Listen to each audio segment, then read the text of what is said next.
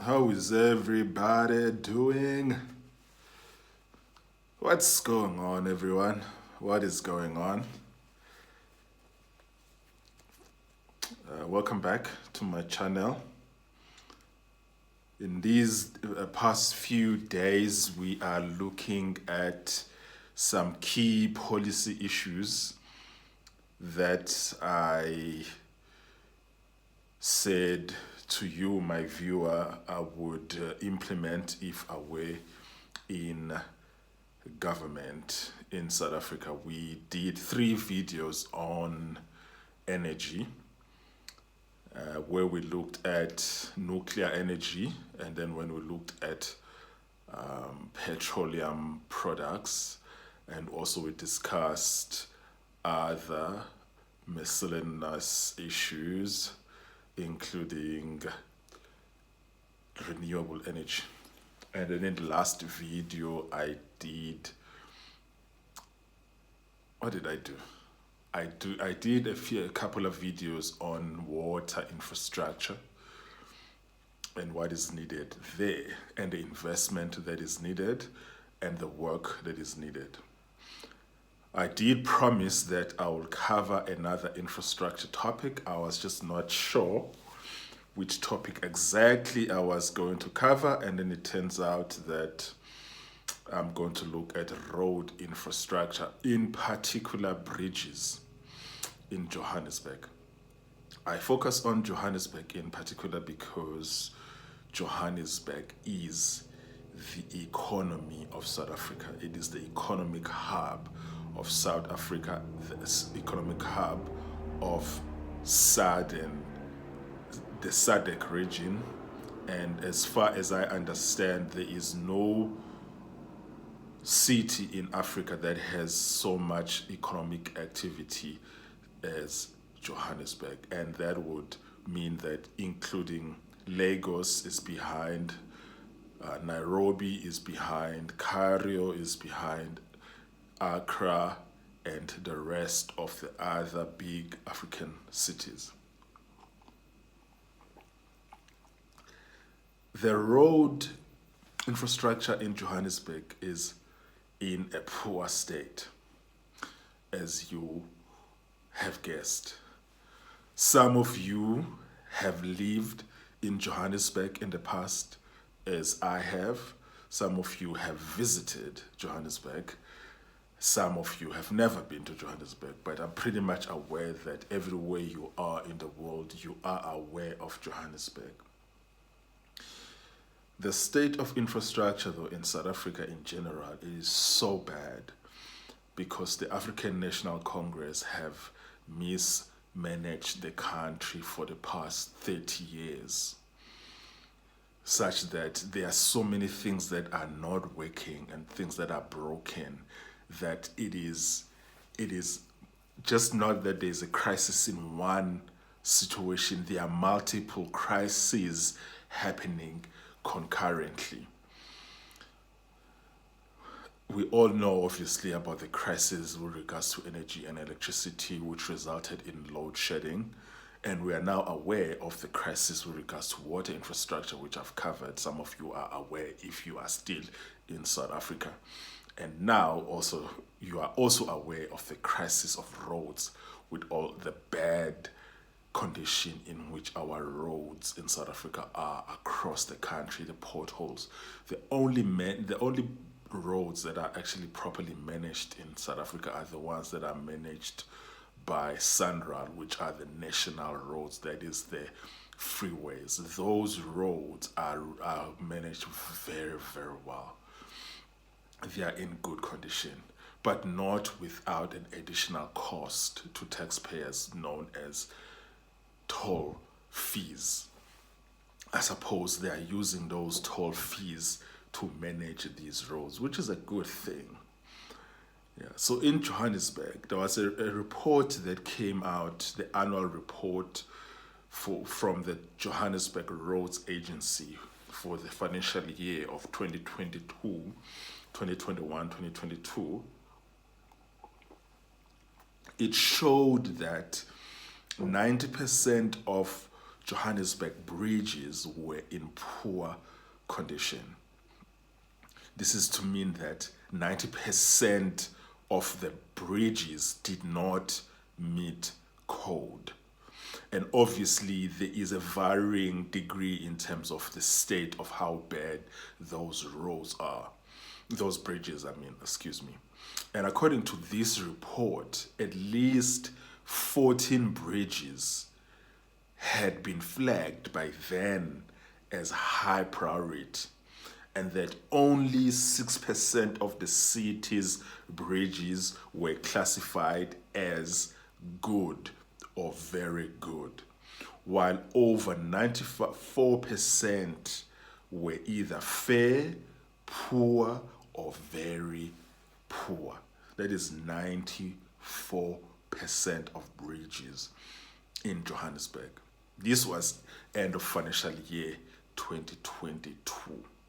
In a statement that was made in 2025 by the Johannesburg Roads Agency, about 78% of the city's total 902 bridges were found in 2025 to be in a poor or very poor conditions, with 20 bridges in Johannesburg out of the 78% that were in a poor condition were on the brink of total collapse. The Johannesburg Roads Agency also stated that some of the more critical bridges included, among others, 3 inner city bridges: the Queen Elizabeth Bridge, the Beacard Bridge, and the Harrison Bridge.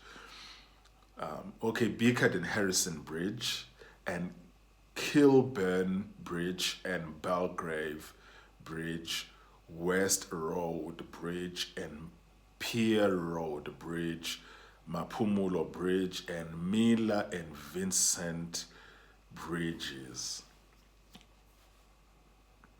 And there was work that was being done along the M1 and M2 bridges on these freeways that was deemed critical. Here are some bridges that have been closed completely due to safety concerns: the West Road Bridge, the Canterbury Road Bridge, and the Pier Road Bridge. These 3 bridges have been completely closed off due to safety concern. The Johannesburg Road Agency also reported that more than 50% of Johannesburg's roads, the actual roads now, had exceeded their 25-year lifespan. Folks, things are bad. Things are very, very bad. And now when we're looking at the 800 bridges in Johannesburg, the latest figures fell this way. 16% of the bridges were considered in a fair condition. 62% of the bridges were considered to be in a poor condition. 16% of the bridges were considered to be in a very poor condition. So which means that 62 plus 16, that is 78% of the bridges are in a poor condition.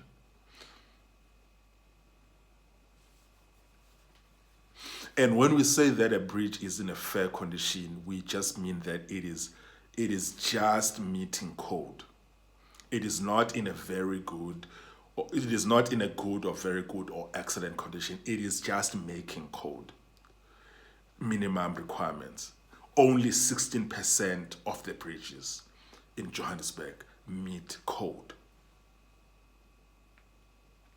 And the deterioration of the bridges in Johannesburg has been attributed to factors such as aging infrastructure, increased road traffic, and traffic and the increase of loads on these bridges, damage from recent floods, which have led to collapse of several critical components like stormwater and culverts and embankments.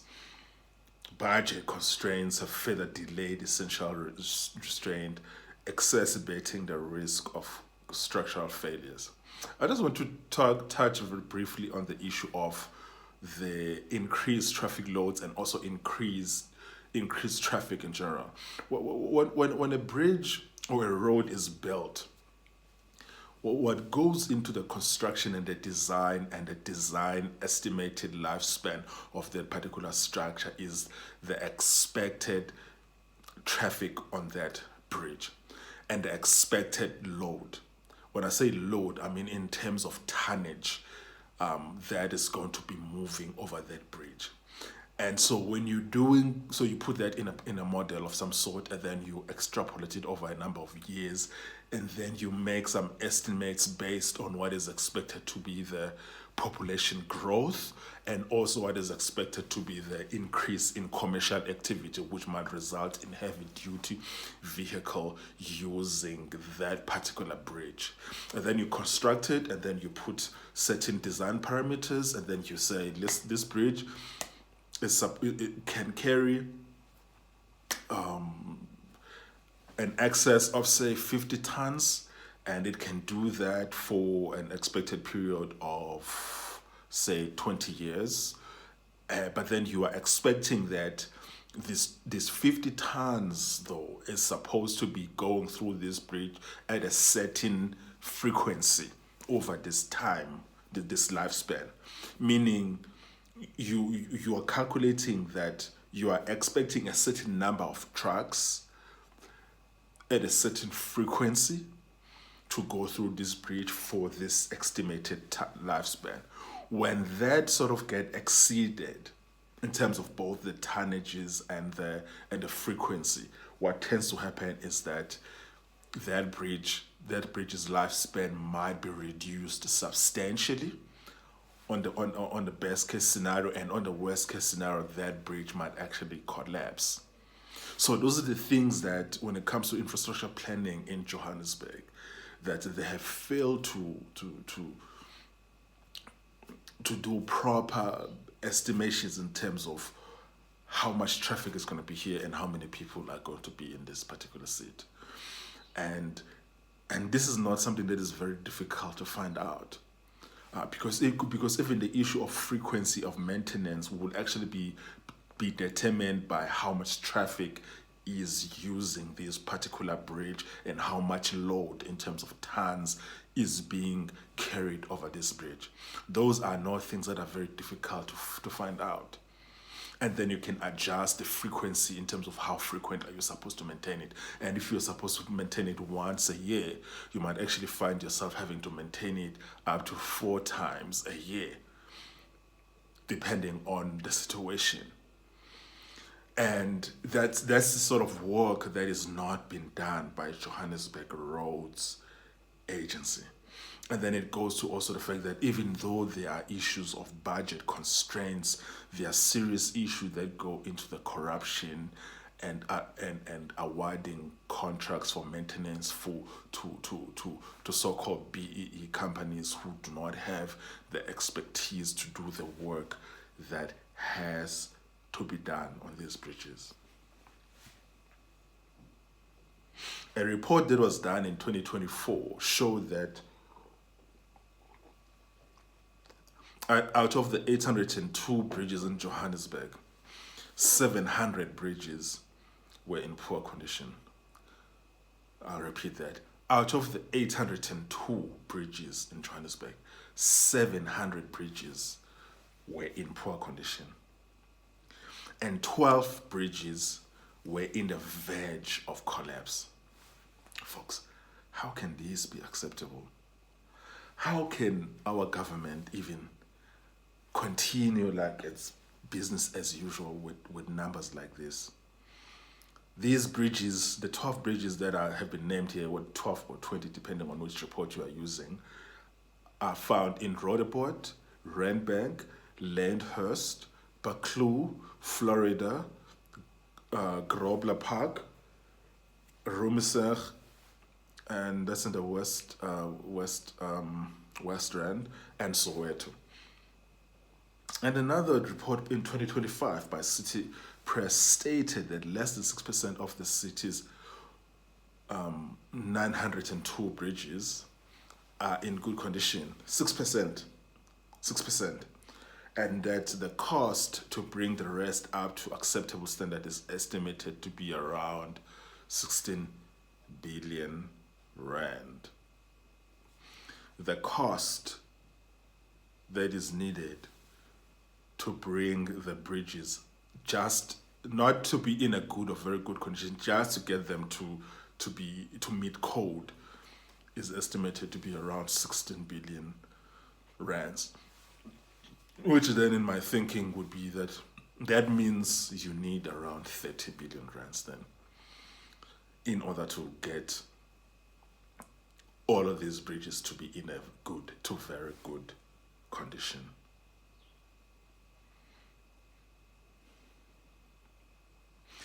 In December 2023, a pedestrian bridge in GP's town collapsed, and there were 2 people who were walking on it who got injured when that bridge collapsed. In 2015, a bridge over Grayston Drive collapsed, and in 2022, a bridge over Hendrik Port Hirter Road also collapsed, and those 2 bridges together resulted in 2 people dead and 19 people injured. And if you've been following the news in South Africa, that bridge collapse of Grayston Drive, which happened in 2015, was actually in the news. It was a very bad incident. And that's actually the bridge where the people died, if I'm not mistaken. And the bridge on Hendrik Potgieter Road in Roodepoort, which collapsed in December 2022, a full year passed after that bridge was collapsed before the Johannesburg was able to reopen it. It was only reopened in December 2023. And up until that time, that road was closed. No one could use it because they were not doing anything. This is how bad things are, folks. And that bridge collapsed in Grayston Drive in 2015, which was on national TV. A Section 32 inquiry was set up by the Labour Department to investigate the causes of that collapse, and the investigation found that incompetence, negligence, and missing bolts were factors that contributed to the collapse of this particular bridge. This is to say that people died because of human error. And I'm wondering if these people who died here, if their families have actually sued the city of Johannesburg, because this is a lawsuit, an easy lawsuit to win. Yeah, it is. That bridge fell, collapsed, people died because of incompetence, negligence, and missing bolts. This is to say, parts that were supposed to be on the bridge but were not there. Can you imagine this stuff? And the deteriorating state of Johannesburg bridges, it does in a sense mirror the decline of other critical infrastructure across the city, including water that we spoke about in the videos that passed.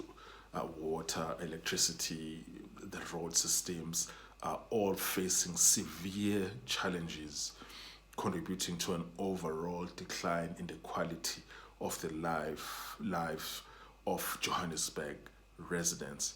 And when it comes to the city's electric grid, which is run and maintained and managed by City Power, it is in very, very poor state. But I'm not going to go into the electricity part of the infrastructure decline in our cities. I'm just showing you that this situation it's not just one area that is in crisis. It is multiple crises happening concurrently. The city's road network is no better. Johannesburg roads, especially in suburbs, are riddled with potholes. Some of these potholes are so large and numerous that they cause like frequent traffic accidents and they damage vehicles. And the Johannesburg Road Agency has openly admitted to being severely underfunded, which current allocations unable to meet the escalating demand for road repairs. But my suspicion is that a big part of it is that it's not underfunding. A big part of it is incompetence and corruption and mismanagement of funds.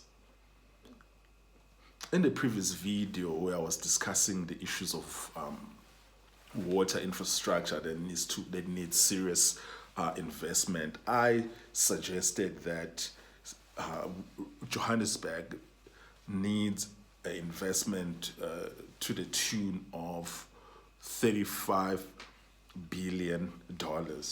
Experts now have estimated that the city needs as much as 82 billion rands over the next decade to address its road maintenance needs.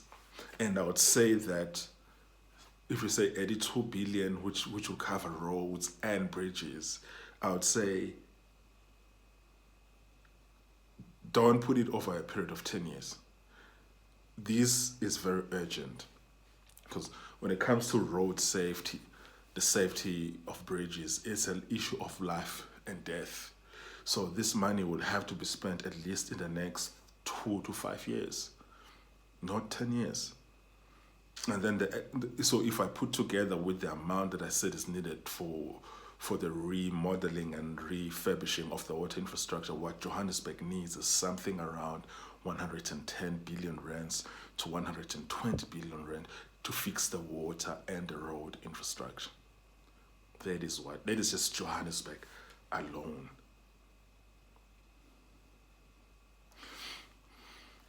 Residents have reported that after heavy rain, a lot of Johannesburg roads are just simply unusable.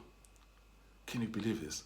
Like I remember there was a time when I was living in Morningside in Sandton a couple of years back, and when every time when there was a heavy rain, there would be water all over the road, like cars will be swimming on water, and which means that pedestrians actually couldn't walk on the sidewalk because there was just water everywhere. And then the question for me then is, why are they not fixing the stormwater catchment areas so that water can actually be removed from the roads after heavy rainfall? And it's not just that there's water on the road because the infrastructure is blocked, clogged, or non-existent in the middle of Sandton. It's also the fact that in certain parts of Johannesburg, the road itself, other than the water on the road itself is just simply unusable for days, which means that residents have to come with shovels to move debris and trees and all of those sort of things and rocks. And it is, how did this become the lives of South Africans? How did this happen?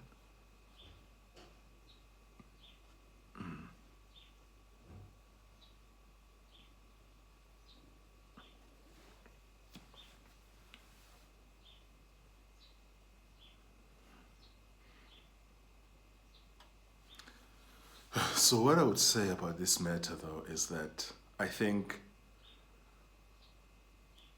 the the solution or the suggested solutions to this are a three-pronged approach.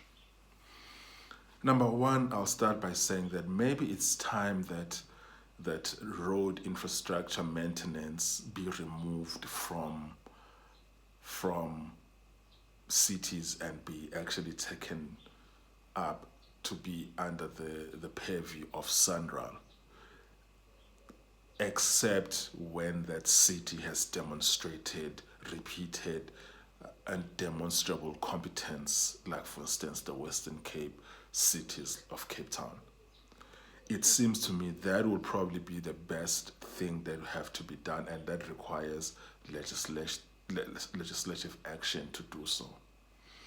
And then once that is done, secondly, what needs to happen is that South Africans need to vote these scumbags out of power.